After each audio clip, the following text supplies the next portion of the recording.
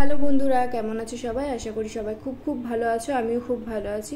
তো দেখো, এখন বাজে 6:10। আমাদের ট্রেন টাইম হচ্ছে 6:40-এ। আমরা সীতারামপুর থেকে ট্রেনটা ধরবো। 2 নম্বর প্ল্যাটফর্মে দাঁড়িয়ে আছি। ট্রেনটা চলেই এলো। তারপর আমি লেডিস কামরায় উঠে পড়েছি। বাবা ছিল পাশের কম্পার্টমেন্টে। তো প্রচুর ভিড় ছিল লেডিস কামরায়। তো তার মধ্যেও কোনোরকম একটা সিট খুঁজে বসে গেছি।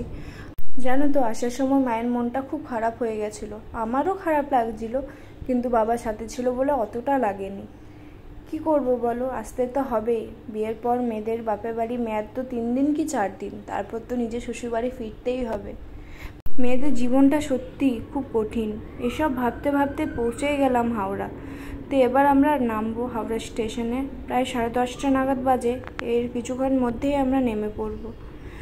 তো যাই হোক, মনকে সান্ত্বনা দিলাম, আর কিছুদিনের মধ্যেই আবার বাপের বাড়ি যাব।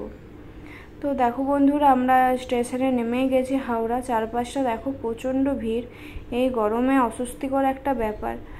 তো আমরা এরপর বাস ধরবো। হাওড়া স্টেশন থেকে নেমে 2 নম্বর গেট দিয়ে বেরোনোর পরে আমরা বাস ধরে নেব।